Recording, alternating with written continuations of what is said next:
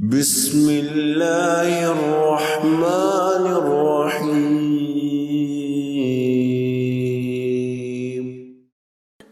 نحمده ونصلي على رسوله الكريم اعوذ باللہ من الشیطان الرجیم بسم اللہ الرحمن الرحیم رب اشرح لي صدری ویسر لي امری واحلل عقدۃ من لسانی یفقهوا قولی۔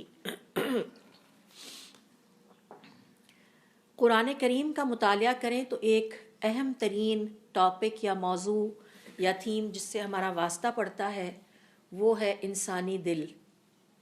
اور قرآن کریم اور حضور اکرم صلی اللہ علیہ وسلم کی احادیث کے مطالعے سے پتہ چلتا ہے کہ انسان کے جسم میں جتنے بھی اعضاء ہیں ان میں سے سب سے زیادہ اللہ رب العزت کے نزدیک اہمیت والا عضو دل ہے، کیونکہ اللہ رب العزت نے اسے اس لیے تخلیق کیا ہے کہ اس دل کو اللہ تعالیٰ کی محبت اور خیر کی محبت سے بھرا جائے۔ ابن تیمیہ رحمۃ اللہ علیہ فرماتے ہیں کہ دل ایک برتن کی طرح سے ہے، بلکہ ان کا ایک قول ہے کہ زمین میں اللہ تعالیٰ کے برتن دل ہیں، تو یہ اللہ تعالیٰ کا برتن ہے، اسے بھرا جائے تو صرف اور صرف اللہ کی محبت سے بھرا جائے، اور اسے بھرا جائے تو خیر اور عمل صالح کی محبت سے بھرا جائے۔ اور ظاہر ہے کہ اللہ رب العزت کا ذکر کرنے والا دل اللہ تعالیٰ کو بہت محبوب ہے، اللہ رب العزت کے بتائے ہوئے احکام پر عمل کرنے والا، اللہ کی طرف دوڑ کر بھاگ کر جانے والا، اور اس طرح سے یہ دل پورے انسانی جسم کا قائد یا سردار بن جاتا ہے، کیونکہ جو ہمارے دل میں خیال آتا ہے چاہے وہ خیر پر مبنی ہو یا شر پہ مبنی ہو، ہمارا پورا جسم دل کے اس حکم کی تعمیل کے لیے جت جاتا ہے۔ مثال کے طور پر اگر ہم میں سے کسی کے دل میں خیال آتا ہے کہ میں ایک کپ چائے پیوں، تو آپ دیکھیں کہ پورا جسم اس کی اطاعت گزاری اور فرما برداری میں اٹھ کے چل پڑتا ہے تاکہ دل کی ایک خواہش کو پورا کیا جائے۔ تو یہ جو دل ہے اگر ہم چاہیں تو ہم اسے خیر سے بھی بھر سکتے ہیں، خیر کی محبت اور اللہ تعالیٰ کی محبت سے بھی بھر سکتے ہیں، جو کہ واجب ہے، کیونکہ اللہ تعالیٰ نے یہ ہمیں عطا ہی اس لیے کیا تھا کہ اس میں اللہ کی محبت ہونی چاہیے اور اس میں خیر اور عمل صالح کی محبت ہونی چاہیے۔ اور ہم چاہیں تو ہم اسے شر اور فساد اور خرابی کا کنٹینر بھی بنا سکتے ہیں، ایک ایسا کنٹینر جس میں خرابیاں ہی خرابیاں ہوں اور شر بھرا ہوا ہو۔ اور اس شر کی مختلف شکلیں ہیں، اللہ رب العزت سے غافل ہو جانا، یہ دل میں اس طرح کی خواہشات اور خیالات پائے جاتے ہیں، شیطان کا آلہ کار بن جانا، ٹول بن جانا۔ ظاہر ہے کہ جو انسان اللہ تعالیٰ کی فرما برداری کے راستے پر نہیں چلتا وہ شیطان کا آلہ کار بن کے شر اور فساد کے راستے پر چل پڑتا ہے، اور پھر شیطان ہی کی طرف بھاگ کے اور دوڑ کے جاتا ہے۔ یہی وجہ ہے کہ حضور اکرم صلی اللہ علیہ وسلم کثرت کے ساتھ اپنی نمازوں میں یہ دعا کیا کرتے تھے، یا مقلب القلوب ثبت قلبی علی دینک، کیونکہ دل جو ہے یہ ایک حالت میں نہیں رہتا، اسی لیے اس کو قلب کہا گیا ہے کہ الٹتا پلٹتا رہتا ہے۔ اے دلوں کو پھیرنے والے، میرے دل کو اپنے دین پر ثابت قدم کر دے۔ تو گویا دل ثابت قدم نہیں رہتا، ایک وقت کا پیغمبر بھی اپنے دل کے لیے یہ دعا کرتا ہے کہ اے اللہ تعالیٰ میرے دل کی حفاظت فرما اور یہ دین پر ثابت قدم رہے۔ علماء کرام کا یہ کہنا ہے کہ یہ جو دل ہیں ان کی بھی اسی طرح سے زندگی ہوتی ہے جس طرح جسم کی زندگی ہوتی ہے، اور بلکہ دل کی زندگی زیادہ اہمیت والی اور زیادہ خوبصورت ہوتی ہے اگر کوئی اس کو پا جائے۔ ہر انسان دل کی زندگی کو اور دل کی خوبصورتی کو پانے کا مستحق نہیں ہے، اور اسی طرح سے اس دل میں بہت ساری بیماریاں بھی پائی جاتی ہیں، جن میں سے ایک بیماری یہ ہے کہ دل کا سخت ہونا، دل سخت ہو جائے۔ اور دل کی سختی کی بہت ساری نشانیاں ہیں، جن میں سے ایک نشانی یہ ہے کہ اللہ تعالیٰ کے احکام سننے کے باوجود ان پر عمل کرنے کی خواہش اور رغبت دل میں پیدا نہ ہو، یہ دل کی سختی کی علامت ہے۔ دل کی سختی کی ایک نشانی یہ ہے، اور یہ بیماری ہے جیسا کہ ابھی ہم نے سیکھا، ایک علامت یہ ہے کہ قرآن کریم کی آیت سنیں یا آیتیں سنیں لیکن دل کی دنیا نہ بدلے۔ حضرت عمر رضی اللہ تعالیٰ عنہ اپنے گھر سے نکلتے ہیں اور تہیہ کر لیتے ہیں کہ آج اپنی بہن کو ختم کر کے دم لیں گے، بہن اور بہنوئی کو ختم کر دیں گے، کیونکہ انہوں نے اسلام قبول کر لیا ہے۔ اگلے گھر پہنچتے ہیں تو دیکھتے ہیں کہ بہن قرآن کریم کی تلاوت کر رہی ہیں. اب حضرت عمر رضی اللہ تعالیٰ عنہ ایک زندہ دل انسان تھے. انہوں نے بہن سے وہ قرآن کریم کی آیات کی تلاوت سنی تو ان کے دل کی دنیا ہی بدل گئی. آج ہمارے دل کی دنیا کیوں نہیں بدلتی؟ خوبصورت سے خوبصورت تلاوتیں موجود ہیں، ہم جب لگانا چاہیں ان کو آن کر سکتے ہیں، آسانی کے ساتھ ہمارے موبائل میں پڑھی ہیں، لیکن قرآن کریم ہماری تنہائیوں کا ساتھی نہیں بنتا. قرآن کریم ہمارے ساتھ لمبی راتوں میں موجود نہیں ہوتا.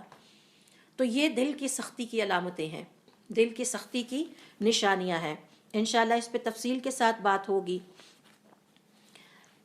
قرآن کریم میں اللہ رب العزت نے دل کی سختی کے حوالے سے جو کچھ حقائق ہمارے سامنے رکھے ہیں ان میں سے چند آیات کی شکل میں ہم یہاں ذرا ریکال کر لیتے ہیں. مثال کے طور پر دیکھیے سورۃ البقرہ کی آیات میں سے ایک آیت ہے یہ، جس میں اللہ رب العزت انسانی دل کی سختی کے بارے میں ہمیں بتاتے ہیں. آیت نمبر ہے 74. ثم قست قلوبکم من بعد ذالک، پھر اس کے بعد تمہارے دل سخت ہو گئے. فَهِيَ كَالْحِجَارَةِ، پھر یہ اتنے سخت ہو گئے پتھروں کی مانند ہو گئے. او اشد قسوة، یا اس سے بھی سخت ہو گئے. ذرا تصور کیجئے اگر ہم سے یہ کہا جائے کہ ہم پتھروں سے بھی زیادہ کسی سخت چیز کا کو امیجن کریں تو میرا خیال ہے ہمارے پاس ذہن میں کوئی اور نام نہیں آئے گا. تو اللہ تعالیٰ یہ فرماتے ہیں کہ تمہارے دل پھر اس کے بعد سخت ہو گئے. اور مخاطب کون ہے؟ اہل کتاب، یہودی. اس کا مطلب ہے کہ دلوں کا سخت ہو جانا یہودیوں کے ہاں پائے جانے والی خرابیوں میں سے ایک خرابی تھی. اور اگر آج کے مسلمان کا دل سخت ہو گیا ہے تو اس کا مطلب ہے ہمارے اندر بھی وہی خرابیاں پیدا ہو رہی ہیں جو یہودیوں میں پائی گئیں اس وقت، اور ان کی ہلاکت اور تباہی اور بربادی کی وجہ بھی بنی. پھر اسی طرح سے دیکھیے سورۃ البقرہ کی اگلی آیت ہے جس میں اللہ رب العزت نے دل کی سختی کا ذکر کیا ہے، اور یہ بھی سورۃ البقرہ کی آیت نمبر 74 ہے. وَإِنَّ مِنَ الْحِجَارَةِ لَمَا يَتَفَجَّرُ مِنْهُ الْأَنْهَارُ، پتھروں میں سے تو پھر بھی ایسے نرم ہوتے ہیں کہ ان میں سے پانی پھوٹ پڑتا ہے، نکل آتا ہے. وَإِنَّ مِنْهَا لَمَا يَشَقَّقُ فَيَخْرُجُ مِنْهُ الْمَاءُ، اور ان میں سے کچھ پتھر پھٹ پڑتے ہیں اور ان سے پانی نکل آتا ہے. وَإِنَّ مِنْهَا لَمَا يَهْبِطُ مِنْ خَشْيَةِ اللَّهِ، اور بعض پتھر تو اللہ کی خشیت میں اپنی جگہ سے گر جاتے ہیں. تو آپ تصور کیجئے کہ ایک انسان کا دل جب سخت ہوتا ہے تو وہ کس قدر سخت ہو جاتا ہے. پتھروں سے پانی نکل آتا ہے لیکن انسانی دل کبھی اس نرمی کے لیول تک نہیں پہنچ پاتا. اور پتھر اللہ رب العزت کی خشیت سے اپنی جگہ سے گر جاتے ہیں، لیکن کیا ہم انسان اپنی جگہ سے ہلتے بھی ہیں؟ اپنی تھاٹس میں، اپنی سوچ میں، اپنے طرز عمل میں ایسا نہیں ہوتا. اسی قرآن کے بارے میں اللہ رب العزت فرماتے ہیں اگر اس کو کسی پہاڑ پر اتار دیا جاتا تو وہ پہاڑ پھٹ کر ریزہ ریزہ ہو جاتا. لیکن کیا آج کے مسلمان پر اس قرآن کریم کا اسی طرح سے اثر ہوتا ہے؟ ایسا ہرگز نہیں ہے. اور یہی دلوں کی وہ سختی ہے، یہی دلوں کی وہ بیماری ہے جو جب انسان کے اندر پیدا ہو جائے، اس کے دل میں پیدا ہو جائے، تو اللہ تعالیٰ قرآن کریم میں بتاتے ہیں کہ پھر ایسا انسان دین اسلام پر اور اللہ تعالیٰ کے احکام پر عمل کرنے سے متنفر ہو جاتا ہے، بھاگتا ہے. جیسے آپ نے کبھی دیکھا اللہ تعالیٰ قرآن کریم میں مثال بیان کرتے ہیں کہ گدھا کسی چیز سے بھاگتا ہے. پہلے نمبر پر اس کو گدھے سے کیوں تشبیہ دی گئی؟ کیونکہ وہ عقل مند جانور نہیں ہے. دوسرے نمبر پر یہ کہ اس کا دل لگنا تو دور کی بات، وہ سننے کو بھی تیار نہیں، وہ بدکتا ہے اور وہاں سے اس جگہ چھوڑ دیتا ہے جہاں اس کے سامنے اللہ تعالیٰ کے احکام بیان کیے جائیں. پھر اسی طرح سے دیکھیے سورۃ البقرہ کی اگلی ہی آیت ہے جس میں اللہ تعالیٰ پھر فرماتے ہیں، اور اس حوالے سے علماء کرام کا یہ کہنا ہے، یہ سورۃ الحدید کی آیت ہے نمبر 16 جس میں اللہ رب العزت کا ارشاد ہے أَلَمْ يَأْنِ لِلَّذِينَ آمَنُوا، کیا ابھی بھی وہ وقت نہیں آیا اہل ایمان پر، أَن تَخْشَعَ قُلُوبُهُمْ لِذِكْرِ اللَّهِ، کہ ان کے دلوں میں اللہ کے ذکر کے لیے خشوع و خضوع پیدا ہو جائے. وَمَا نَزَلَ مِنَ الْحَقِّ، اور جو اللہ تعالیٰ نے حق نازل فرمایا. وَلَا يَكُونُوا كَالَّذِينَ أُوتُوا الْكِتَابَ، اور یہ عقل نہیں کرتے کہ کہیں یہ بھی اہل کتاب کی مانند نہ ہو جائے، من قبل جو ان سے پہلے گزرے، فطال علیہم الامد پھر ایک طویل مدت اللہ کی نافرمانی میں انہوں نے گزاری، فقست قلوبہم تو ان کے دل سخت ہو گئے۔ پھر اسی طرح سے دیکھیے قرآن کریم میں ایک اور جگہ پر اللہ رب العزت فرماتے ہیں، اور یہ سورۃ الزمر کی آیت نمبر ہے 22، فویل تباہی ہے، اور ویل علماء کرام اور مفسرین کرام کا یہ کہنا ہے کہ جہنم کی ایک وادی بھی ہے، فویل للقاسیۃ قلوبہم، اور تباہی ہے، جہنم کی وادی ہے ان لوگوں کے لیے جن کے دل سخت ہو گئے، من ذکر اللہ اللہ سے منہ موڑنے کی وجہ سے، اولئک فی ضلال مبین یہی ایک بہت ہی واضح گمراہی میں پڑے ہوئے لوگ ہیں۔ لہٰذا اللہ رب العزت نے قرآن کریم میں بیان فرمایا کہ یہ جو اہل کتاب ہیں ان کے اندر جو خرابیاں پیدا ہوئیں، جو یہودی ہیں اور عیسائی ہیں، ان خرابیوں میں سے ایک یہ تھی کہ ان کے دلوں میں سختی پیدا ہو گئی، اور دل کی سختی کا سب سے بڑی جو وجہ ہوتی ہے وہ اللہ رب العزت کی نافرمانی ہے۔ اگر ہماری زندگی میں اللہ رب العزت کی نافرمانیاں زیادہ ہیں اور اس کی فرما برداریاں کم ہیں، تو آپ سمجھ جائیے کہ اسی ریشو سے ہمارے دل بھی سخت ہیں، زیادہ سخت ہیں، کچھ نرم ہے، کچھ تو بالکل ہی سخت ہو گئے نا کچھ میں سختی کی کوئی نہ کوئی ریشو موجود ہے۔ حضور اکرم صلی اللہ علیہ وسلم بنی اسرائیل کے ایک شخص کی روایت کے حوالے سے روایت میں بیان فرماتے ہیں کہ اس شخص نے اللہ تعالیٰ سے سوال کیا کہ اللہ تعالیٰ میں آپ کی اتنی نافرمانیاں کرتا رہتا ہوں لیکن آپ نے مجھے کبھی کوئی سزا نہیں دی۔ تو اللہ تعالیٰ نے فرمایا کیا تم نے غور نہیں کیا تمہارا عبادت میں دل ہی نہیں لگتا؟ عبادت میں دل نہ لگنا، اللہ رب العزت کے احکام پر عمل کر کے غمگین ہو جانا، خوشی محسوس نہ کرنا، یہ دلوں کی سختی کی علامت ہے، اور یہ اللہ رب العزت کی طرف سے ایک سزا ہے جو انسان کو ملتی ہے۔ پھر اسی طرح سے دیکھیے کہ اللہ رب العزت نے ہمیں خبردار کرتے ہوئے سکھا دیا کہ ہم اپنے اندر ان خرابیوں کے پیدا ہونے سے ڈریں۔ ترمذی میں ہے، ابن عمر کہتے ہیں کہ حضور اکرم صلی اللہ علیہ وسلم کا ارشاد ہے، آپ نے فرمایا لا تکثروا الکلام بغیر ذکر اللہ، اللہ کے ذکر کے علاوہ زیادہ گفتگو نہ کیا کرو۔ یہ جو تمہارا کلام ہے یہ صرف اللہ تعالیٰ کے ذکر پر مشتمل ہونا چاہیے، یا پھر بالکل کوئی اور بات نہیں ہونی چاہیے، صرف ذکر ہونا چاہیے۔ پوچھا گیا کیوں؟ آپ نے فرمایا فَإِنَّ كَثْرَةَ الْكَلَامِ، کلام کی کثرت، بغیر ذکر اللہ جو اللہ کے ذکر کے علاوہ ہوتی ہے، قسوۃ للقلب یہ دل کو سخت کر دیتی ہے۔ تو ہماری تو ساری گفتگو ہی زیادہ ہوتی ہے اور اللہ تعالیٰ کا ذکر بہت کم ہوتا ہے۔ اور پھر فرمایا وَإِنَّ أَبْعَدَ النَّاسِ مِنَ اللَّهِ، اللہ سے لوگوں میں سب سے زیادہ دور وہ ہوگا القلب القاسی جس کا دل بہت سخت ہے۔ تو دل کی سختی کی مقدار کے مطابق انسان یا مسلمان اللہ تعالیٰ سے دور ہوتے چلے جائیں گے۔ اور آپ صلی اللہ علیہ وسلم نے اس حدیث میں دل کی سختی کی ایک وجہ بھی بیان فرما دی، اور وہ یہ ہے کہ اللہ کے ذکر کے علاوہ زیادہ گفتگو نہ کیا کرو۔ یہ جو اللہ کے ذکر کے علاوہ باقی کی گفتگو ہے یہ تمہارے دلوں کو سخت کر دیتی ہے، اور جو انسان جس کا دل جتنا سخت ہوگا وہ اتنا ہی اللہ تعالیٰ سے دور ہوتا چلا جائے گا۔ مسند البزار میں ہے، انس کہتے ہیں کہ حضور اکرم صلی اللہ علیہ وسلم نے فرمایا اربعۃ من الشقاء، 4 چیزیں بدبختی بدقسمتی کی نشانی ہیں۔ جس کے اندر یہ 4 نشانیاں پائی جاتی ہوں وہ اللہ کے ہاں بدقسمت لوگوں میں شمار ہوتا ہے۔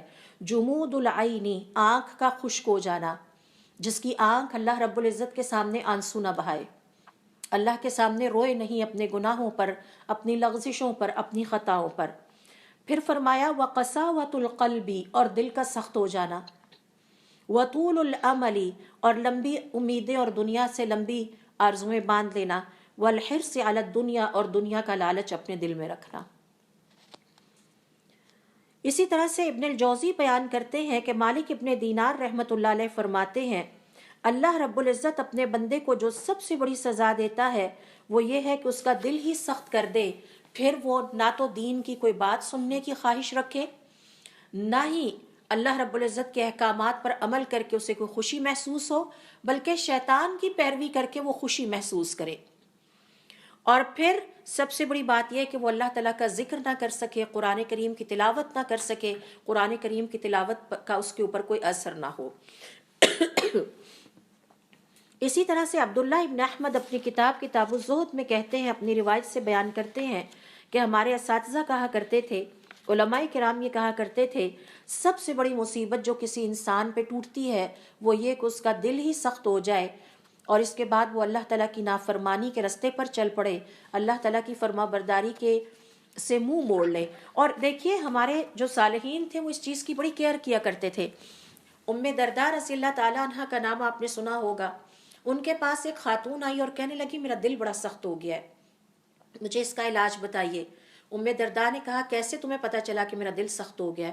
کہنے لگی کہ میرا تلاوت کرنے کو دل نہیں چاہتا، اور اگر کر بھی لوں تو اس کا میرے اوپر کوئی اثر نہیں ہوتا، تو میں بڑی پریشان ہوں، اتنا مردہ دل۔ تو انہوں نے کہا کہ قبرستان کی زیارت کرو، مسکین کے سر پر ہاتھ پھیرو اور محتاجوں کے ساتھ بیٹھو، اٹھو، وقت گزارو، تمہارا دل نرم ہونا شروع ہو جائے گا۔ انسان کے دل میں اپنے رب کے لیے شکر گزاری کے جذبات پیدا ہوتے ہیں۔ انسان سوچتا ہے کہ یہ جو لوگ تنکوں کے گھروں میں رہتے ہیں ان سے تو میں بہتر ہوں جس کو اللہ نے اتنا کچھ عطا کیا ہے اور مجھے دینے والا بنایا ہے اور ان کو لینے والا بنایا ہے۔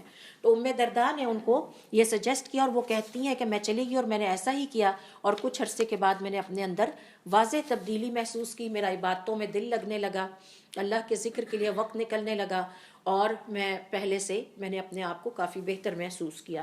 تو ہمارے صالحین اس چیز کا بہت خیال رکھا کرتے تھے۔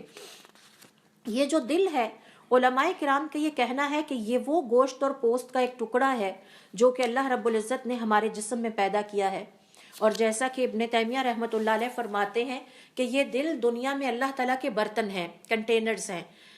واجب ہمارے اوپر یہ ہے کہ ہم ان کنٹینرز کو اللہ کی محبت سے، اطاعت گزاری اور فرمانبرداری سے بھر دیں۔ لہٰذا سب سے بڑی مصیبت یہ ہے کہ اس پر سختی طاری ہو جائے اور یہ اللہ رب العزت کے دین کی باتوں کو سننا نہ پسند کرے، ان پہ عمل کرنا پسند نہ کرے، عبادت میں دل نہ لگے، قرآن کریم کی تلاوت میں دل نہ لگے۔ اور اس کی قرآن کریم میں اللہ رب العزت نے بڑی مذمت بیان کی ہے کہ جب انسان کا دل اس حالت کو پہنچ جائے تو وہ قابل مذمت ہو جاتا ہے۔ اسی طرح سے علماء کرام کا یہ کہنا ہے کہ یہ جو دل ہے اس کو قلب اس لیے کہتے ہیں کہ الٹتا پلٹتا رہتا ہے، یہ ایک حالت پہ نہیں رہتا۔ کل جو چیز آپ کو بہت اچھی لگ رہی تھی وہ آج بہت بری لگنے لگ جائے گی، کل جو بہت بری لگ رہی تھی وہ آج بہت اچھی لگنے لگ جائے گی، کل جس کو بہت انجوائے کر رہے تھے اب اسی میں بوریت محسوس ہونے لگتی ہے۔ تو علماء کرام کا یہ کہنا ہے کہ چونکہ یہ الٹتا پلٹتا رہتا ہے، اور پھر اگلا مسئلہ یہ ہے کہ اس کے الٹنے پلٹنے کا اثر پورے جسم پر مترتب ہوتا ہے۔ یعنی اگر دل چاہے گا تو قرآن کریم کی تلاوت کریں گے تو سارے اعضاء اللہ تعالیٰ کی فرما برداری میں لگ جائیں گے، اور اگر دل چاہے گا قرآن کریم کی تلاوت نہ کرنے کو تو سارے اعضاء بھی قرآن کریم کی تلاوت سے محروم رہ جائیں گے۔ یہی وجہ ہے کہ دل کو پورے اعضاء کا سردار کہا گیا ہے، جسم کا سردار کہا گیا ہے، اور یہی وجہ ہے کہ حضور اکرم صلی اللہ علیہ وسلم یہ دعا کثرت سے مانگا کرتے تھے کہ یا مقلب القلوب ثبت قلبی علی دینک، اے اللہ تعالیٰ مجھے آپ کی مدد چاہیے کہ یہ ہمیشہ آپ کی فرما برداری پر ثابت قدم میرا دل رہے، تو باقی جسم خود بخود ہو جائے گا۔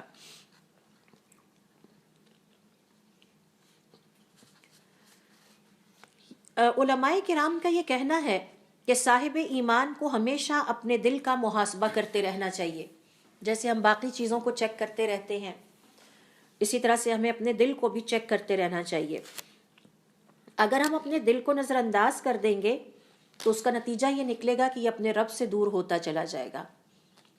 ہمیں ہمیشہ یہ چیک کرتے رہنا چاہیے کہ ہمارے دل میں کیا ابھی بھی اپنے دین سے محبت کا کوئی جذبہ پایا جاتا ہے، کیا میرا دل اللہ تعالیٰ کی عبادت میں لگتا ہے یا نہیں لگتا، کیا میرا دل اللہ کے ذکر کو انجوائے کرتا ہے یا نہیں کرتا، کیا میرے دل میں اللہ تعالیٰ سے ملاقات کی خواہش اور اشتیاق پایا جاتا ہے یا نہیں پایا جاتا۔ اور اس حوالے سے یہ اس لیے بھی ضروری ہے بلکہ ہم سب پر واجب ہے کہ حضور اکرم صلی اللہ علیہ وسلم اپنی ایک حدیث میں فرماتے ہیں ان اللہ لا ينظر الى صورکم، اللہ تعالیٰ تمہاری شکل و صورت کی طرف نہیں دیکھتا، ولا الى اجسامکم، نہ تمہارے جسموں کو دیکھتا ہے کتنے اونچے لمبے ہیں اور کیسے ہیں، ولکن ينظر الى قلوبکم، اللہ تعالیٰ تمہارے دلوں کو دیکھتا ہے۔ تو اللہ تعالیٰ ہمیں ہمارے دلوں کے مطابق ایویلیویٹ کر رہا ہے. لہٰذا ہمیں خود بھی اپنے دل کا محاسبہ کرتے رہنا چاہیے، چیک کرتے رہنا چاہیے کہ اب میرے دل کی کیفیت کیا ہے، کن جگہوں پر میں جاتا ہوں تو میرے دل میں ایمان میں اضافہ ہوتا ہے، کس طرح کی محفلوں میں بیٹھتا ہوں تو میرے ایمان میں کمی ہوتی ہے.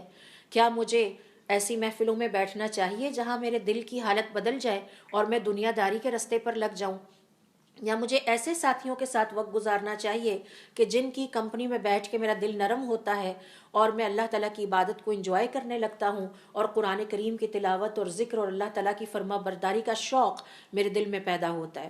تو یہ مطلب ہے اپنے دل کا خیال رکھنے کا کہ اس کو سخت نہیں ہونے دینا، اور اگر سخت ہو جائے تو پریشان ہو جائیں، سوچیں، پڑھیں، غور کریں، ڈسکس کریں ہم کہ کس طرح سے ہم اپنے دلوں کو نرم کر سکتے ہیں. پچھلی دفعہ جو نماز میں نے پڑھی تھی اس میں تو مجھے بہت مزہ آیا تھا، اس نماز کو میں نے کیوں ایسے ہی گزار دیا، یہ پریشانی لگ جانی چاہیے. پھر اسی طرح سے دیکھیے کہ چونکہ اللہ رب العزت ہمیں ہمارے دل کے مطابق ایویلیویٹ کریں گے، یہی وجہ ہے کہ علماء کرام کا یہ کہنا ہے کہ دل کے حوالے سے ہماری کچھ ذمہ داریاں بنتی ہیں. اور وہ ذمہ داریاں کیا ہیں؟ نمبر 1، ہمیں یہ پتہ ہونا چاہیے کہ ہمارے رب نے ہماری ایویلیویشن، ہمارا حساب کتاب، ہمارا محاسبہ جو ہے وہ ہمارے دل کے ذریعے سے کرنا ہے. ان اللہ لا ينظر الى صورکم، بے شک اللہ تعالیٰ تمہاری شکل و صورت کی طرف نہیں دیکھتا، ولیکن ولا الى اجسامکم، نہ تمہارے جسموں کی طرف دیکھے گا، ولیکن ينظر الى قلوبکم واعمالکم، لیکن وہ تمہارے دلوں کو دیکھے گا اور تمہارے اعمال کو دیکھے گا. ہو سکتا ہے ایک صف میں بیٹھے ہوئے لوگ 10 افراد سجدہ کر رہے ہوں، میرے اور آپ کے دیکھنے کے مطابق تو 10 نے سجدہ کیا، لیکن اللہ تعالیٰ کے ہاں کسی کا سجدہ 80% ہے، کسی کا سجدہ 20% ہے، کسی کا سجدہ کنسیڈر ہی نہیں ہوا، یہ بھی تو ہو سکتا ہے. تو یہ سب کچھ، یہ جو بظاہر اعمال میں ایویلیویشن میں اختلاف آ رہا ہے، اس کی وجہ کیا ہے؟ اس کی وجہ وہ دل ہیں، وہ نیتیں ہیں، وہ خیالات ہیں جو دل میں پائے جاتے ہیں اور جو ہماری عبادتوں پر اثر انداز ہوتے ہیں. تو بحیثیت مسلمان کی یہ پہلی ذمہ داری ہے ہمارے اوپر دل کے حوالے سے کہ ہم اس کا خیال کریں. اسی طرح سے علماء کرام کا یہ کہنا ہے بلکہ ابن رجب الحنبلی رحمۃ اللہ علیہ فرماتے ہیں کہ دل کے حوالے سے ہماری دوسری ذمہ داری یہ ہے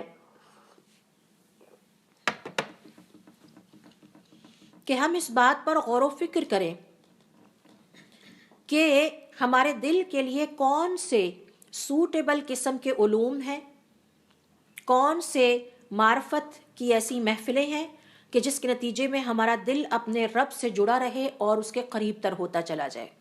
میں کون سے ایسے علم سیکھوں، میں کون سی ایسی عبادتوں میں زیادہ وقت لگاؤں، میں کس طرح کے لوگوں کے پاس بیٹھوں تاکہ میرا دل اپنے رب کی طرف بڑھے اور میرا دل سختی سے بچے. اس حوالے سے دیکھیے سورۃ النور کی آیت نمبر ہے 8، جس میں اللہ تعالیٰ فرماتے ہیں، یہ آیت نمبر 8 نہیں ہے،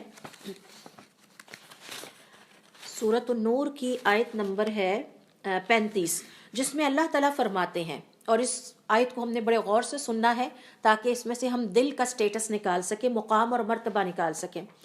اللہ نور السماوات والارض، اللہ تعالیٰ آسمانوں اور زمین کا نور ہے. مثل نورہ، اس کے نور کی مثال، کمشکات فیہا مصباح، جیسے کہ ایک تاقچہ ہو کہ جس میں ایک چراغ پڑا ہو. المصباح فی زجاجۃ، یہ چراغ ایک شیشے کے قندیل میں روشن ہو.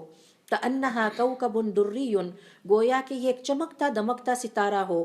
یوقد من شجرۃ مبارکۃ زیتونۃ لا شرقیۃ ولا غربیۃ، اس چراغ کو جو تیل مل رہا ہے وہ ایک مبارک زیتون کے درخت سے مل رہا ہے جس کا تعلق نہ مشرق سے ہے نہ مغرب سے ہے، یعنی اس دنیا سے نہیں ہے. یکاد زیتھا یضیء ولو لم تمسسہ نار، اس کے چراغ کی روشنی اتنی کوالٹی کی ہے کہ اسے تیل نہ بھی ملے تو یہ بھڑک اٹھتا ہے. نور علی نور، یہ نور پر نور ہے. تو علماء کرام کا یہ کہنا ہے کہ یہاں طاقچے سے مراد انسان کا دل ہے. یہ پوری دنیا اللہ تعالیٰ کے نور سے بھری ہوئی ہے. مسلمان کے وجود کو اللہ تعالیٰ کا نور اگر عطا ہوتا ہے تو وہ جسم کے کس عضو میں عطا ہوتا ہے؟ دل میں ہوتا ہے. تو گویا ہمیں اس کو پریپیئر کرنا ہے، اس کو تیار کرنا ہے، صاف کرنا ہے اس حد تک کہ اس میں اللہ رب العزت کا نور جل اٹھے. وہ نور ہمیں محسوس ہو. اور یہی وجہ ہے کہ امام احمد ابن حنبل رحمۃ اللہ علیہ فرماتے ہیں کہ بعض افراد کا ایمان پہاڑوں سے بھی زیادہ گرو کر جاتا ہے.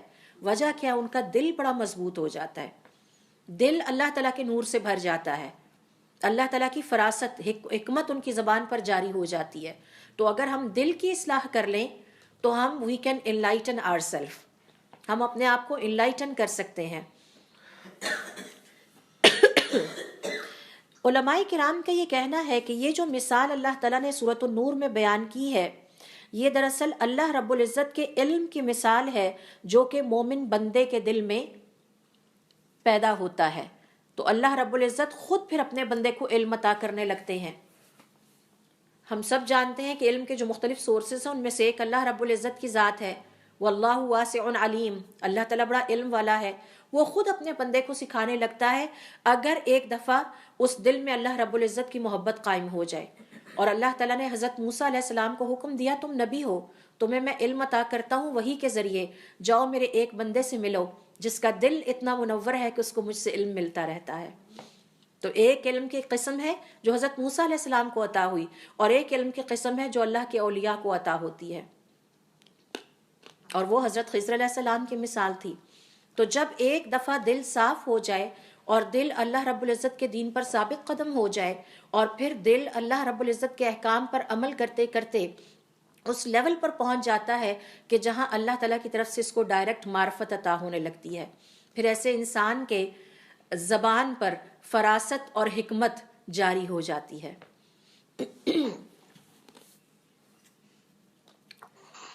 اسی طرح سے تیسرے نمبر پر نوٹ کیجئے کہ دل کا محاسبہ کرنے کے حوالے سے ہماری ذمہ داری یہ بنتی ہے کہ ہم دل کا بڑا خیال رکھیں، کیونکہ یہ وہ عضو ہے ہمارے جسم کا جہاں اللہ رب العزت کا عطا کردہ علم نازل ہوتا ہے.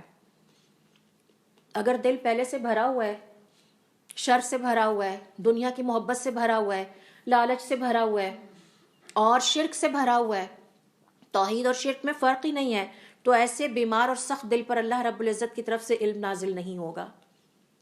تو اس دل کو تیار کرنا ہمارا کام ہے، اور یہی ہماری کامیابی ہے. قیامت والے دن اللہ تعالیٰ فرماتے ہیں جو قلب سلیم لے کر میرے پاس پہنچے گا. تو اس دل کو سلیم بنانا ہے تاکہ اللہ رب العزت کا علم کا نزول اس پر ہو، اور دل ہی کے ذریعے سے انسان اللہ تعالیٰ کے کلام پر تدبر کرتا ہے. قرآن کریم میں ہمارا دل اگر لگتا ہے اور ہم اس کے ساتھ وقت گزارتے ہیں اور ہم اس کو انجوائے کرتے ہیں تو اللہ تعالیٰ ہمارے اوپر قرآن کریم کے راز کھولنے لگتے ہیں، اور وہ راز کیا ہے؟ علم ہے. اس حوالے سے دیکھیے قرآن کریم میں اللہ رب العزت نے اس راز کو ہمارے لیے بیان کیا ہے. اللہ تعالیٰ فرماتے ہیں، اور یہ ہمارے پاس ہے سورہ محمد کی آیت نمبر 24، جس میں اللہ تعالیٰ فرماتے ہیں افلا یتدبرون القرآن، یہ اپنے دل سے اس قرآن کریم میں غور و فکر کیوں نہیں کرتے، ام علی قلوب اقفالها، یا ان کے دلوں پر تالے پڑے ہوئے ہیں. تو اس کا مطلب ہے کہ جس کا دل قرآن کریم کی تلاوت میں نہیں لگتا، جو قرآن کریم کو نہیں سمجھتا، اس کے دل پہ تالا پڑا ہوا ہے. اور تالے کا پڑا ہونے کا مطلب ہے کہ اس کا دل سخت ہو چکا ہے، پتھر سے بھی زیادہ سخت، پہاڑ سے بھی زیادہ سخت، جس کے بارے میں اللہ تعالیٰ فرماتے ہیں کہ اگر اس پہ قرآن نازل ہوتا تو یہ پھٹ کر ریزہ ریزہ ہو جاتا. آپ صلی اللہ علیہ وسلم فرماتے ہیں اس کائنات کی ہر مخلوق اللہ تعالیٰ کی فرما بردار ہے. آپ صلی اللہ علیہ وسلم فرماتے ہیں میں جانتا ہوں اس پتھر کو جو مکہ میں ہے وہ نبوت سے پہلے سے مجھے سلام کیا کرتا تھا. پتھر سلام کرتے تھے حضور اکرم صلی اللہ علیہ وسلم کو، اور بہت سارے انسانوں کے درمیان آپ چلتے پھرتے تھے اور وہ آپ پہ ایمان نہیں لائے. تو سوچنے کی بات ہے کہ کہیں ہم بھی ان بدقسمتوں میں شامل تو نہیں ہو رہے کہ جن کے دل سخت ہیں، جن کے دلوں پہ تالے پڑے ہیں، اللہ کی دیگر مخلوقات ہم پہ سبقت لے جائے، پتھر ہم پہ سبقت لے جائے. یعنی اللہ تعالیٰ کی تسبیح تو بیان کرتی ہی ہیں ساری مخلوقات، اللہ کی تسبیح بیان کرنے کے ساتھ آپ صلی اللہ علیہ وسلم فرماتے ہیں میں جانتا ہوں اس پتھر کو جو مکہ میں ہے وہ نبوت سے پہلے مجھے سلام کرتا تھا، میں آج بھی اسے پہچانتا ہوں. یعنی اللہ رب العزت کی وہ مخلوقات جنہیں ہم جمادات سمجھتے ہیں وہ بھی اتنی نرم دل ہیں اور وہ بھی اپنے رب کو پہچانتی ہیں، جبکہ انسان اس حوالے سے بہت پیچھے ہے. پھر ایک اور جگہ پر اسی طرح سے اللہ رب العزت فرماتے ہیں، اور یہ ہمارے پاس ہے سورۃ الانفال کی آیت نمبر 24، اس میں اللہ رب العزت کا ارشاد ہے، اب نیکسٹ آیت ہے سورۃ الانفال کی آیت نمبر 24، وَاعْلَمُوا، اور جان لیجئے، ان اللہ یحول بین المرء وقلبہ، اللہ تعالیٰ آدمی اور اس کے دل کے درمیان حائل ہو جاتے ہیں۔ کنٹرول اور اختیار اللہ کے ہاتھ میں ہے نا۔ اللہ تعالیٰ سے ہم مانگیں، جیسے کہ حضور اکرم صلی اللہ علیہ وسلم مانگا کرتے تھے، یا مقلب القلوب ثبت قلبی علی دینک، اے دلوں کو پھیرنے والے، میرے دل کو، چونکہ میرے دل کا کنٹرول اور اختیار آپ کے ہاتھ میں ہے، اسے دین کے اوپر ثابت قدم رکھیے۔ اور پھر اس کنٹرول اور اختیار کا ذکر کرتے ہوئے آپ دیکھیے کہ قرآن کریم میں سورۃ الصف کی آیت نمبر 5 میں اللہ تعالیٰ نے فرمایا ہے، اور یہ ایک پوری سائنس بنتی ہے دل کے حوالے سے، فَلَمَّا زَاغُوا، جب انہوں نے اپنے لیے ٹیڑھا اور کجی کا رستہ اختیار کیا، أَزَاغَ اللَّهُ قُلُوبَهُمْ، اللہ نے ان کے دل بھی ٹیڑھے اور کجی والے کر دیے۔ لہٰذا علماء کرام کا یہ کہنا ہے کہ ہمیں اپنے دل کا خاص طور پر خیال کرنا چاہیے، بار بار اس کی ایویلیویشن کرتے رہنا چاہیے۔ اور اس کی اگلی وجہ یہ ہے نمبر 4 کہ قلب یا دل وہ جگہ ہے کہ جس کے ذریعے سے ہمیں اس کائنات میں اللہ تعالیٰ کی نشانیاں نظر آتی ہیں۔ ہم سب اس دنیا میں چلتے پھرتے ہیں، میں بھی رات کو چاند دیکھتی ہوں، آپ بھی دن کو سورج دیکھتے ہیں، میرے اور آپ کے دل میں وہ خیالات نہیں آئے جو حضرت ابراہیم علیہ السلام کے دل میں آتے تھے۔ ایک بابا جی کے پاس میں بیٹھا کرتی تھی، اللہ والے بابا جی تھے، تو وہ کہا کرتے تھے، بیٹے میں چلتا ہوں تو یہ زمین مجھ سے باتیں کرتی ہے، مجھے اس کی آواز سنائی دیتی ہے۔ میرے لیے، آپ کے لیے شاید یہ باتیں بڑی تعجب کی ہوں، لیکن جو لوگ اپنے اللہ کی محبت میں ایک خاص لیول پر چلے جاتے ہیں، پھر ان پر آہستہ آہستہ آیات، اللہ کی نشانیوں کے راز کھلتے ہیں۔ اللہ تعالیٰ نے ہمیں حکم دیا ہے، یا آسمان کی طرف کیوں نہیں دیکھتے؟ اللہ تعالیٰ نے کیسے بغیر ستون کے اس کو کھڑا کر رکھا ہے، ذرا اپنی نگاہیں دوڑائیں اس کائنات میں، کوئی غلطی نکال کے لا سکتے ہوں تو لا سکے۔ اللہ رب العزت فرماتے ہیں، یہ اونٹوں کی طرف کیوں نہیں دیکھتے، یہ شہد کی مکھی کو کیوں نہیں دیکھتے، یہ چونٹیوں کی دنیا پر غور کیوں نہیں کرتے؟ یہ وہی غور کر سکتا ہے جس کا دل زندہ ہے، جس کا دل سخت نہیں ہے، جس کا دل نرم ہے، جو اپنے رب کے قریب ہے اور جو دین پر ثابت قدم ہے۔ ورنہ سورج روز نکلتا ہے اور چاند بھی روز نکلتا ہے، تارے بھی روز نکلتے ہیں، میں اور آپ چلتے ہوئے درختوں کے پاس سے بھی گزر جاتے ہیں، نہ تو ہمیں کبھی درختوں کی تسبیح سنائی دی، نہ ان کو دیکھ کے کبھی دل میں یہ خیال آیا کہ میرے اللہ نے ان کو پیدا کیا ہے۔ تو قرآن کریم میں اللہ رب العزت فرماتے ہیں، افلم یسیروا فی الارض، یہ زمین میں کیوں نہیں چلتے؟ چلتے تو سب ہیں، لیکن سخت دلوں والوں کو یہ باتیں سمجھ میں نہیں آتی۔ لہم قلوب یعقلون بہا، ان کے دل ہیں لیکن یہ اس سے عقل کا کام نہیں لیتے، سوچنے سمجھنے کا کام نہیں لیتے۔ او اذان یسمعون بہا، نہ ہی اپنے کانوں سے سننے کا کام لیتے ہیں۔ فإنها لا تعمى الابصار، بے شک نگاہیں اندھی نہیں ہوتی، ولكن تعمى القلوب التي في الصدور، یہ جو سینوں میں دل رکھے ہوئے ہیں یہ اندھے ہو جاتے ہیں۔ تو دل اندھے بھی ہو جاتے ہیں اور دل سخت بھی ہو جاتے ہیں اور گونگے اور بہرے بھی ہو جاتے ہیں۔ تو یہ قرآن کریم میں اللہ رب العزت نے ہمارے لیے یہ ساری باتیں بیان کی ہیں۔ اگلی وجہ یہ ہے، اور غالباً یہ چھٹی ہے یہ وجہ، کہ پانچویں، ہمیں دل کا خیال اس لیے بھی زیادہ رکھنا ہے کہ اللہ رب العزت کی طرف جو سفر ہم کر رہے ہیں وہ سفر قدموں سے نہیں کٹتا، وہ دل سے کٹتا ہے، دل سے ہم اس سفر پہ چلے جا رہے ہیں۔ مجھے امید ہے کہ آپ کو میری یہ بات سمجھ آ گئی ہوگی کہ ہم نے فزیکلی اللہ تعالیٰ کی طرف چل کے نہیں جانا، جو اللہ رب العزت کی طرف ہمارا سفر ہے وہ ہمارے قدموں سے نہیں کٹ رہا، وہ ہمارے دل سے اس کا فاصلہ طے پاتا ہے۔ اور اس حوالے سے ابن القیم رحمۃ اللہ علیہ فرماتے ہیں کہ اللہ رب العزت کی طرف جو سفر انسان کر رہا ہے وہ دل سے اس کو کاٹ رہا ہے، وہ اپنے پاؤں سے اس کو پورا نہیں کر رہا۔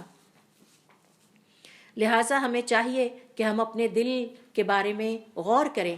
آج تک جب سے مجھے اللہ رب العزت نے عقل و شعور والی زندگی عطا کی ہے، میں نے اپنے رب کی طرف کتنا فاصلہ طے کیا اور ابھی کتنا رہتا ہے۔ اور اس کو صوفیہ مقامات کہتے ہیں۔ مقامات میں سب سے پہلا مقام اللہ تعالیٰ کی طرف سفر کا آغاز کیسے ہوتا ہے؟ التوبہ، توبہ سے۔ کیا میں نے توبہ کر کے اللہ تعالیٰ کی طرف سفر کا آغاز کیا؟ اور اگر کیا ہے تو کتنا اب تک طے ہوا ہے، کتنا رہتا ہے، کیا زیادہ رہتا ہے یا کم رہتا ہے؟ اسی طرح سے اگلا پوائنٹ یہ ہے چھٹے نمبر پر کہ علماء کرام کا یہ کہنا ہے کہ دل کی سختی سے بچنے کے لیے ہمیں دل کا خیال اس لیے بھی رکھنا ضروری ہے کہ ہمارے تمام اعمال کے افضل ہونے یا نہ ہونے یا ان کی کامیابی کا انحصار ہمارے دل کے اوپر ہے. جیسا کہ میں نے آپ سے ابھی مثال میں ذکر کیا، کہنے کو 10 افراد ایک صف میں سجدہ کر رہے ہیں، لیکن کس کا سجدہ اللہ تعالیٰ کے ہاں قبولیت کے کس درجے پہ پہنچا اور کس کا سجدہ حسن کے اعتبار سے کتنا اچھا ہے، یہ فیصلہ ہمارے رب نے کرنا ہے. اور یہ فیصلہ بیس کرتا ہے ہمارے ہارٹ کے اوپر، ہمارے دل کے اوپر. جس کیفیت کے ساتھ کسی نے، جتنی چاہت کے ساتھ، جتنی محبت کے ساتھ، جتنی خلوص نیت کے ساتھ اللہ تعالیٰ کے لیے سجدہ کیا، یقیناً اس سجدے کی قیمت میں اضافہ ہوتا چلا جائے گا. اور اس کی مثال یہاں پر احادیث سے علماء کرام دیتے ہیں کہ حضور اکرم صلی اللہ علیہ وسلم نے اپنے صحابہ کرام کو ایک غزوے کے لیے تیار کیا اور سب روانہ ہو گئے. کچھ افراد کے پاس مال و اسباب نہیں تھا، وہ ساتھ نہیں جا سکے، لیکن وہ دکھتے رہے، روتے رہے. تو آپ صلی اللہ علیہ وسلم نے فرمایا مدینہ میں ہم پیچھے کچھ ایسے افراد کو چھوڑ آئے ہیں جو ہر اس جگہ سے گزر رہے ہیں جہاں سے ہم گزرتے ہیں، جس وادی میں ہم ٹھہرتے ہیں وہ ہمارے ساتھ ہوتے ہیں، ہر طرح کی مشقت میں وہ ہمارے اجر میں شریک ہے. پیچھے رہ گئے، حصہ نہیں لے سکے، ساتھ نہیں لیکن ان کے دل میں اتنا دکھ تھا کہ اللہ رب العزت نے ان کے خلوص نیت کو، جو کہ ان کے دل میں پائی جاتی ہے، اس کو دیکھتے ہوئے ان کو وہی اجر عطا کیا جو کہ ساتھ جانے والوں کا تھا. تو ہمارے اعمال کی اللہ رب العزت کے ہاں قبولیت جو ہے اس کا تعلق بھی ہمارے دل کی کیفیت سے ہے. جیسا کہ آپ سے میں نے مثال میں ذکر کیا کہ ایک ہی صف میں 10 افراد سجدہ کر رہے ہیں، لیکن سب کا سجدہ اللہ تعالیٰ کے ہاں قبولیت کے اعتبار سے ایک جیسا نہیں ہے. کسی کو اس پہ 80% نمبر مل گئے، کسی کو 110 بھی مل جائیں گے، کسی کو ایک بھی نہیں ملے گا کیونکہ ریاکاری کا سجدہ ہوگا، دکھاوے کا سجدہ ہوگا. تو اس کا تعلق بھی ہمارے دل سے ہے. اسی طرح سے علماء کرام کا یہ کہنا ہے، بلکہ ابن رجب رحمۃ اللہ علیہ اپنی اس کتاب میں قسوۃ القلب، دل کی سختی نامی ان کا ایک رسالہ ہے، اس میں لکھتے ہیں اور اس میں ہمیں بتاتے ہیں کہ دل کی سختی کی مذمت قرآن کریم میں کن الفاظ میں بیان کی گئی ہے، اور اگلے سیشن میں انشاءاللہ ہم اس پہ بات کریں گے. اور یہ کہ دل کی سختی کے اسباب کیا ہیں، تاکہ ہم اپنی زندگی میں تلاش کریں کہ ہماری زندگی میں ان میں سے کتنے اسباب پائے جاتے ہیں اور ہم پھر ان کو دور کرنے کی کوشش کریں. اور تیسری بات یہ کہ دل کی سختی کا انجام قرآن اور سنت کی روشنی میں کیا ہے. اور یہ جو لفظ ہم بول رہے ہیں قسوہ یا سختی، اس کا مطلب کیا ہے؟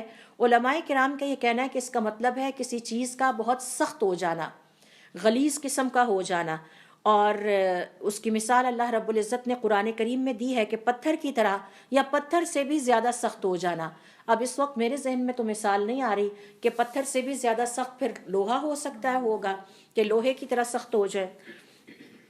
اور علماء کرام کا یہ کہنا ہے کہ دل کی سختی کی سب سے بڑی نشانی یہ ہے کہ ایسے شخص کے دل سے اللہ رب العزت کی عبادت کی محبت نکل جاتی ہے، وہ چاہے بھی تو عبادت نہیں کر پاتا، قرآن کریم کی تلاوت میں اس کا دل نہیں لگتا، اللہ تعالیٰ کے احکام کی فرما برداری اسے خوشی نہیں دیتی، وہ اللہ تعالیٰ کی نافرمانی میں خوشی محسوس کرتا ہے. جیسے ہم اپنے ارد گرد دیکھتے ہیں ایسے افراد پائے جاتے ہیں جو کہ اللہ رب العزت کی نافرمانی میں خوشی محسوس کرتے ہیں اور فرما برداری میں گھٹن محسوس کرتے ہیں. نتیجہ یہ نکلتا ہے کہ وہ بدک جاتے ہیں، متنفر ہو کے بھاگ جاتے ہیں، ایسی محفلوں میں آنا ہی نہیں پسند کرتے جہاں اللہ رب العزت کا ذکر ہو رہا ہو یا اللہ رب العزت کے احکام کی فرما برداری کی بات ہو رہی ہو. جہاں تک اس دل کی سختی کی مذمت کا تعلق ہے تو انشاءاللہ ہم اپنے اگلے سیشن میں بہت تفصیل کے ساتھ بات کریں گے. چند آیات آپ سے شیئر کروں گی. جیسے سورۃ البقرہ میں اللہ تعالیٰ نے فرمایا ثم قست قلوبکم من بعد ذالک، اور پھر تمہارے دل سخت ہو گئے اس کے بعد، فہی کالحجارۃ، تو یہ پتھر کی مانند ہو گئے، او اشد قسوۃ، یا اس سے بھی زیادہ سخت ہو گئے. یہ سب کچھ بنی اسرائیل میں ہوا. اور سوچیں بنی اسرائیل وہ قوم ہے کہ جس میں سب سے زیادہ پیغمبر آئے، یعنی اتنے ان کے دل سخت ہو گئے. میں اور آپ تو صرف کسی ایک پیغمبر کی امتی ہیں نا. حضور اکرم صلی اللہ علیہ وسلم تشریف لائے اور جو کچھ آپ نے سکھایا ہم اس پہ عمل کرنے کی کوشش کر رہے ہیں. تو بنی اسرائیل وہ قوم ہے جن کے دل اتنے سخت ہو گئے تھے اور انہوں نے انبیاء کے ساتھ اتنی بدسلوکیاں کی، حتیٰ کہ انبیاء کو قتل تک کر ڈالا. روایت میں آتا ہے کہ ان کا ایک پیغمبر جا کے درخت میں چھپا اور انہوں نے درخت کو آرے سے چیر دیا اور نبی کا جسم بھی 2 ٹکڑے ہو گیا. یہ تو ان کی کتابوں میں آج بھی لکھا ہوا ہے اگر آپ تورات کو نکال کے پڑھیں. اور پھر اتنے پیغمبروں کے آنے کے باوجود ان کے دل نرم نہیں ہو سکے، اور اللہ رب العزت نے اس حقیقت کو ہمارے لیے قرآن کریم میں بیان کر دیا ہے.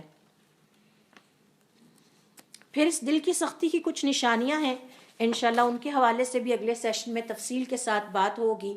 اللہ رب العزت سے ہم سب کو یہ دعا کرنی چاہیے کہ اللہ تعالی ہمیں توفیق عطا فرمائے کہ اس کے دین کو سیکھنے کے لیے وقت نکالیں، اور اللہ رب العزت ہماری ان کوششوں کو قبول فرمائے اور اس پیغام کو دوسروں تک پہنچانے کی ہمت اور توفیق عطا فرمائے.